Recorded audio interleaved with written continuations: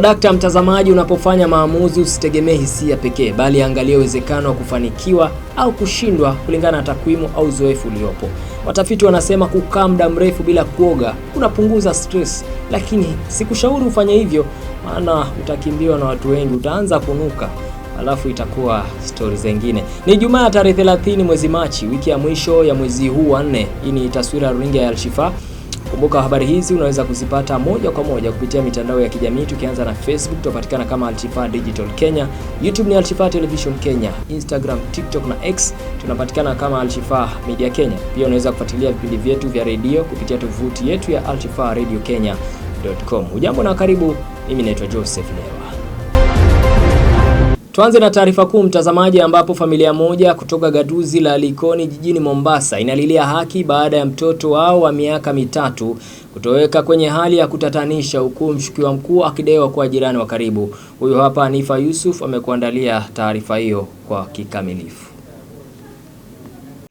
Hali ya taharuki na simanzi imetanda katika eneo la Likoni, kaunti ya Mombasa, huku familia moja ikiendelea na juhudi za kumtafuta mtoto wao kwa jina la Precious Jerop mwenye umri wa miaka 3. Precious anaripotiwa kutoweka na jirani mnamo wa tarehe 20 Machi mwaka 2026, na hadi kufikia sasa juhudi za kumpata hazijazaa matunda.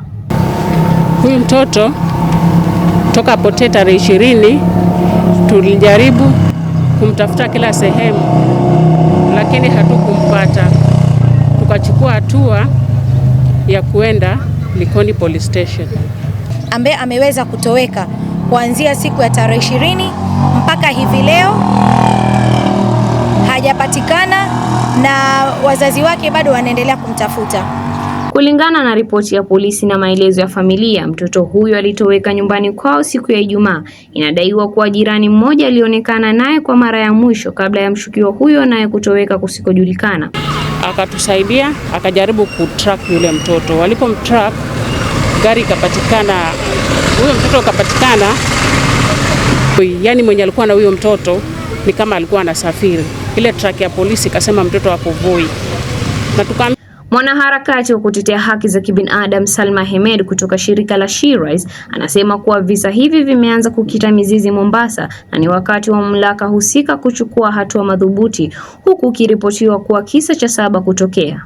Another thing ni kwamba here in Likoni, hiki ni kisa kulingana na huu muda ambao tumeweza kupokea, muda wa wiki peke yake, kisa cha 6 cha watoto kutoweka. Actually ni cha 7 cha watoto kutoweka. Wengine wanapatikana wamekufa, wengine wanapatikana wamevushwa Tanzania, na leo huyu baby Precious hajulikani alipo. In Likoni only. Hivi ni visa ambavyo vimekuwa vikinakiliwa kila siku, na ni visa vya watoto wa kike. Hatuelewi hivi sasa ni trend ya watu kutolewa kafara. Hata hivyo, upelelezi wa awali wa maafisa wa usalama unazua maswali mengi kuliko majibu. Jirani mmoja anayeshukiwa kuhusika anadaiwa kuonekana mjini Voi, kaunti ya Taita Taveta, lakini juhudi za kumnasa mshukiwa huyo zimegonga mwamba, jambo ambalo limezidisha hofu ya usalama wa mtoto huyo. Tuelezea ni kwamba wamekuja wakaripoti polisi tangia hili tukio lilipotokea tarehe 20. Na tangia hiyo siku wamekuwa wakipelekwa ofisi moja baada nyingine. Leo kwa DCI, kesho kwa IO, kesho kutwa kwa OCS, kesho kutwa kwa reporting na registrar. DCI wanaelekea mbio mpaka wana track wapate penye wapo, wanashukuliwa hata majumbani wengine. Lakini cha kushangaza tunaona ile mshukiwa akiwa TikTok kwa mtandao akiwa na yule mtoto, lakini wanashindwa kumtrack penye yupo. Serikali tafadhali, mahali mliko, kama ingekuwa kama ni mbunge, ingekuwa kama ni gavana, mungefanya uchunguzi na apatikana haraka. Nikiripoti ya runinga ya Alshifa, mimi ni Hanifa Yusuf. Kwingineko mtazamaji, ni kwamba wasichana 4 wa shule ya msingi ya Shika Adabu eneo la Likoni wamerejeshwa humu nchini baada ya kupatikana nchini Tanzania walikokuwa wametorokea wakidai kutafuta ajira. Watoto hao walitoweka Jumatatu ilipobainika kwamba hawakuripoti shuleni. Kwa mujibu wa wazazi, uchunguzi ulionyesha baadhi yao walikuwa wamebeba vitu vyao, hali iliyoashiria walikuwa na mpango wa kusafiri, huku ikisemekana kwamba walionekana mara ya mwisho eneo la Diani, kaunti ya Kwale kabla ya kuvuka mpakani. Wakazi sasa wanahofia uwepo wa watu wanaowadaa wasichana kwa ahadi za ajira nje ya nchi, hasa baada ya visa kama hivyo kuripotiwa hivi karibuni. Tukio hilo limeripotiwa katika kituo cha polisi cha Inuka kilichoko eneo la Likoni, huku wazazi na maafisa wa usalama wakijiandaa kuwachukua watoto hao na kuwarejesha nyumbani. Wakati naenda shule, sikufika shule, nilipigia mwalimu mkuu wa shule. Nikamuuliza, mwalimu, vipi, mbona kufikia sasa mpaka watoto hawajarudi nyumbani? Mwalimu akanijibu akaniambia kwamba watoto washatolewa shule. Nikamuuliza, ametolewa saa ngapi? Akaniambia ametolewa tangu saa 10. Nikamuuliza, mbona mpaka sasa mtoto hajafika nyumbani? Akaniambia, mimi siwezi jua, lakini watoto wametolewa tangu saa 10. Nikamwambia basi itabidi umpigie mwalimu wake wa klasi umuulize, kwa sababu mimi sina namba ya mwalimu wa klasi. Mwalimu akapiga simu kwa mwalimu wa klasi akamuuliza. Alipomuuliza akamwambia kama Amina hakuripoti shule hiyo siku ya Jumatatu. Jumatatu ya wiki iliyopita Amina alienda shule, lakini alipoenda shule akaenda kashikana na wenzake watatu, yeye akiwa wanne, wakatoroka shule. Sasa hiyo Jumatatu ya juzi mwalimu kai wataka wale wanafunzi ambao Jumatatu walifika shule wakatoroka, hao watoto wote wanne hawako. Lakini nilipofika shukuri na nikawapata wazazi wenzangu, ule mwiba ule unipiga mimi ama ule nichoma mimi, na hao pia mwiba ndio huo. Kabidi nijumike na wazazi wenzangu ili tupate mwelekeo kwa walimu na tujue tutawapata vipi watoto. Sasa sijui kuna nini, sijui kuna mtu ambaye huwa anawasukuma waende, na sijui kuna biashara gani huko. Hiyo ndio iko hivyo. Shaona, sasa mwaka juzi tulifanya hiyo, mwaka huu tena tumpata hiyo. Shaona, sasa sisi pia kama wananchi ama wakazi wa Shikadabu tunakuwa na wasiwasi. Sasa hawa watoto wetu ni kitu gani kinawafanya wakimbie? Ni kitu gani kinawaacha waache darasa? Manake grade 9 si waenda grade 10, ambapo huyu tayari mkumbo wa primary anakuwa anaenda upper classes. Sijui ni kitu gani kinawasumbua mpaka wanashindwa kuvumilia na masomo. Tunafanya, kuna uwezekano mkubwa kwamba huku kuna mtu ambaye ni yeye ndiye coordinator wa hii maneno mpaka wakafikia kule. Kwa sababu before afike kule, kwanza stage ya kwanza inasemekana alishikia Ukunda. Baada ya kushika Ukunda ndo wakapanda gari wakavuka boda. So kufikia sasa hii ile changamoto ambayo tuko nayo ni hao watoto tunatakana kuwafuata kule. Changamoto ambayo tuko nayo sasa ni usafiri. Kwa sababu kule pia yule mama mtawa kule alileta mawasiliano huku ni kwamba itakapofika saa 10:30 saa 11 itabidi awapeleke police station, awakabidhi serikali. Na mtazamaji, tuangazie siasa, ambapo mirindimo ya kisiasa ndani ya chama cha chungwa ODM kilichukua mkondo mpya hapo jana baada ya katibu mkuu wa chama hicho Edwin Sifuna kutangaza rasmi msimamo wake wa kutofanya kazi chini ya uongozi wa Daktari Oburu Oginga. Akihutubia mamia ya wafuasi katika mkutano wa vuguvugu la Linda Mwananchi kwenye uwanja wa Tononoka, kaunti ya Mombasa, seneta huyo wa Nairobi aliweka bayana kuwa mrengo wake ulikuwa tayari kwa mabadiliko makubwa ya kimitindo na kiuongozi. Sifuna alisisitiza kuwa hatua hiyo ilitokana na kile alichokitaja kama hitaji la damu changa kupewa nafasi ya kuongoza mabadiliko ndani ya upinzani. Hatujamkataa kwa sababu tunamchukia, hatujamkataa kwa sababu yeye ni mkale, tunamkataa kwa sababu kazi imemshinda, si ndio? Hapa Pwani mmeshinda mkiahidiwa ya kwamba mkiwa na mmoja wenu ndani ya serikali ati mambo ya ardhi itatatuliwa. Mmepata title deed nyingi. Mmepata title deed nyingi. Wanachagua settlement kidogo, wanaweka mama wachache wamepatiwa title deed. Ile mashamba ambayo yamekaliwa na mabwanyenye, hiyo ndio shamba yenye watu wa Pwani wanadai. Sio kutupatia title deed ndogo hizi. Tunataka mashamba ile ambayo iko na absentee landlords wapatiwe hao vijana wa Pwani waweze kukaa kama watu ambao ni Wakenya wengine. Si ndio? Tunamkataa Kasongo kwa sababu ukiangalia viwanda vya hapa Pwani vimekufa vyote. Mimi kama Sifuna, kama seneta wa Nairobi, niko katika kamati ya kawi ama energy committee. Tulikuja hapa Changamwe, watu wa Mombasa walituambia wanataka kiwanda cha Changamwe kifufuliwe jinsi ambavyo kilikuwa kinafanya pale juu. Hao wakora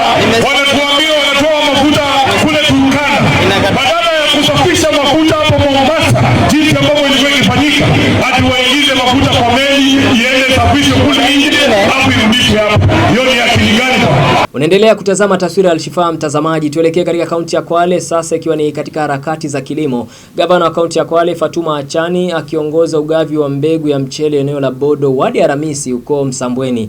Jumla ya wakulima 400 watafaidika na mradi huo wa tani 4 katika wadi za Pongwe, Kikoneni, Ramisi na Vanga, huku Vanga ikipata tani 2 na Ramisi na Pongwe Kikoneni zikipata tani 1. Kufikia sasa kaunti ya Kwale imetoa mbegu kwa wakulima zaidi ya tani 400 na wakulima 180,000 wakifaidika.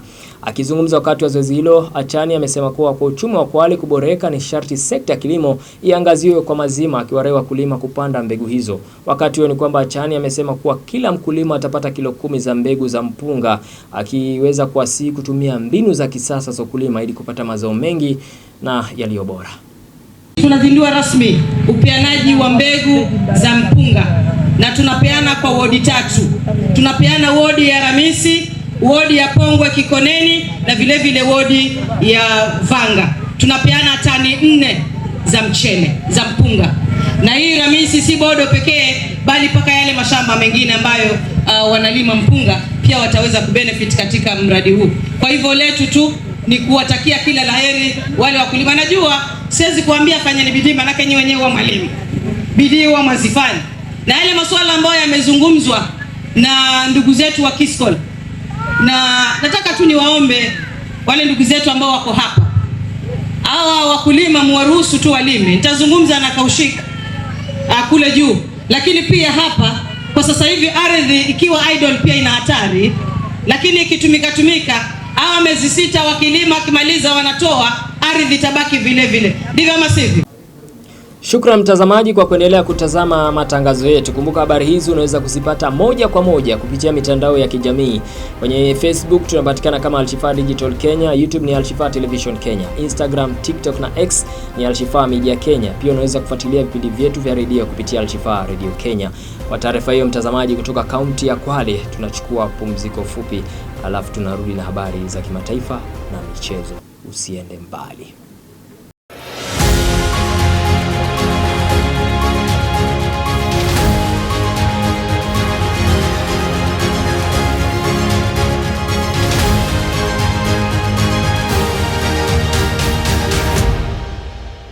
Karibu tena mtazamaji. Kimataifa ni kwamba Rais wa Marekani Donald Trump amedai kwamba vita vilivyoanzishwa na nchi yake na Israel vimeshafanikiwa kuleta mabadiliko ya utawala nchini Iran, huku akihakikisha kwamba ataweza kufikia makubaliano na Iran.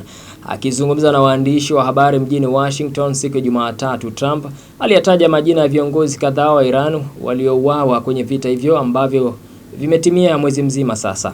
Rais wa Marekani alisema kwa sasa wanashughulika na viongozi tofauti kabisa, jambo ambalo linafanya aone kuwa tayari kuna mabadiliko ya utawala. Kauli ya Trump ilitolewa wakati mawaziri wa mambo ya nje ya Uturuki, Saudi Arabia na Misri wakirejea nyumbani baada ya mkutano wao nchini Pakistan uliojadili hatua zilizopigwa katika juhudi za kuzileta Iran na Marekani kwenye meza ya mazungumzo kukomesha vita hivyo. Wizara ya mambo ya kigeni ya Pakistan haikutoa undani wa majadiliano hayo, lakini spika wa bunge la Iran Mohammad Bagher Khalibaf ameandika kwenye mtandao wa kijamii wa X kwamba vikosi vya nchi yake vinangoja kuwakabili wanajeshi wa Marekani kuwasili nchini humo wakati wowote. Tayari kikosi cha wanajeshi wa Marekani wapatao 2500 wa ziada wamewasili kwenye eneo la Mashariki ya Kati, ikihofiwa kuwa ni kwa ajili ya kuivamia Iran kupitia ardhi. Naam, mtazamaji, tuelekee michezoni ambapo rais wa shirikisho la soka barani Afrika CAF Patrice Motsepe ametangaza rasmi kuanzishwa kwa mashindano mapya ya kimataifa yatakayojulikana kama African Nations League yenye lengo la kuongeza ushindani na mapato katika soka la Afrika. Mashindano haya mapya yanachukua nafasi ya michuano ya mataifa ya Afrika kwa wachezaji wa ligi za ndani yani CHAN, huku yakibuniwa kwa mfumo mpya utakaoleta ushindani mkubwa zaidi na kushirikisha wachezaji wa viwango vya juu wanaocheza ndani na nje ya bara la Afrika. Kwa mujibu wa Motsepe, mashindano hayo yatakuwa na mifumo miwili tofauti, ambapo kwanza ni Africa Nations League Continental utakaoendeshwa kwa mfumo wa kanda, ambapo timu bora kutoka kila kanda zitashindana na hatimaye kupata washindi watakaoingia hatua ya fainali itakayofanyika katika nchi mwenyeji. Pili, Africa Nations League Pan Africa utakuwa na muundo unaofanana na AFCON, utakuzikutanisha timu bora zaidi barani Afrika pamoja na wachezaji nyota wanaocheza katika ligi kubwa duniani. Motsepe amesema lengo la mashindano hayo ni kuongeza ushindani, kukuza vipaji vya wachezaji wa Afrika pamoja na kuvutia uwekezaji mkubwa zaidi katika soka la bara hilo la Afrika. Hata hivyo, ameweka wazi kuwa CAF inaendelea na mazungumzo na FIFA pamoja na wadau wengine ili kuhakikisha ratiba ya soka duniani inaruhusu mashindano hayo kufanyika bila kuathiri ligi za ndani ambazo tayari zina msongamano wa mechi. Mashindano hayo mapya yanatarajiwa kuleta sura mpya katika soka la Afrika na kuongeza hadhi ya mashindano ya kimataifa ya bara hilo la Afrika. Kwingineko ni kwamba shirikisho hilo pia limetangaza kuwa mashindano ya Africa Cup of Nations yani AFCON yataongezwa kutoka timu 24 hadi 28 kuanzia toleo linalokuja. Kwa mujibu wa CAF, hatua hiyo inalenga kuongeza ushiriki wa mataifa mengi zaidi pamoja na kukuza ushindani katika soka la bara Afrika. Mashindano hayo yanatarajiwa kuandaliwa kwa pamoja na nchi za Kenya, Uganda na Tanzania, huku yakitarajiwa kuwa ya kwanza kwa ukanda Afrika Mashariki kuandaa kwa pamoja. CAF imesema mfumo mpya wa mashindano hayo utaruhusu mataifa mengi zaidi kufuzu kwa hatua ya mwisho ya mashindano hayo, hatua inayolenga kuimarisha maendeleo ya soka barani Afrika. Mashindano hayo yanatarajiwa kuvutia mashabiki wengi na kutoa nafasi kwa vipaji vya soka kutoka mataifa mbalimbali kuonekana katika jukwaa la kimataifa. Na mtazamaji, tuelekee ugaibuni tuangalie uhamisho unasemaje, ambapo mkufunzi wa zamani wa Brighton Roberto De Zerbi anakaribia kujiunga na Spurs kama kocha mkuu. Klabu hiyo ya London imemwekea De Zerbi mkataba wa miaka 3 huku kukiwa na nyongeza. Meneja huyo atakuwa miongoni mwa makocha wanaopiga hela ndefu katika historia ya ligi kuu nchini Uingereza, nyuma ya Pep Guardiola wa Manchester City na Mikel Arteta. Awali kulikuwa na pendekezo la kumpa majukumu beki wa kimataifa wa Wales anaitwa Ben Davies mwenye miaka 33 ambaye ameitumikia timu hiyo tangu mwaka 2018 akiwa amecheza zaidi ya mechi 300.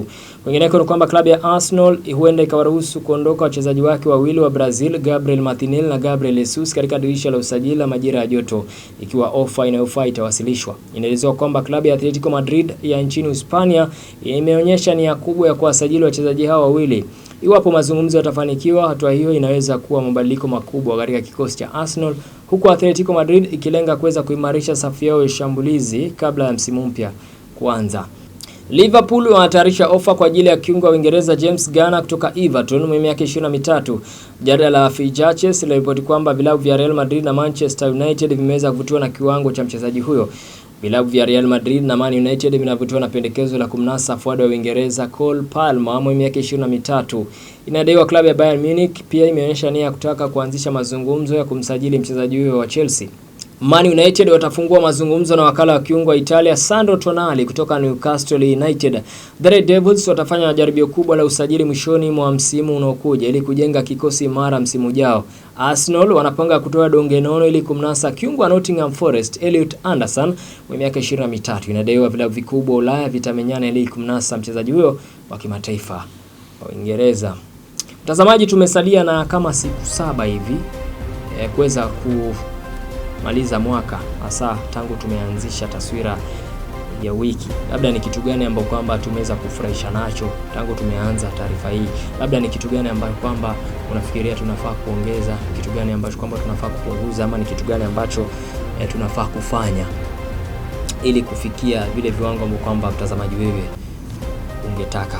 Unajua siku zote kwamba bila wewe sisi hapa si chochote. Kwa hivyo tunahitajiana wakati huu. Naam, wanasema kwamba ukiona pesa zako za matumizi ya jikoni zinaisha haraka, basi punguza kula. Kwa niaba ya wote waliofanikisha matangazo haya, mhariri amekuwa ni Jonathan Mwanzia. Mtazamaji, nimeshirikiana na Wayne Chalo ambaye amekuwa mpiga picha wangu kwa siku hii ya leo. Mimi nimekuwa msomaji wako Joseph Lewa. Uwe na usiku mwema, lala tamu.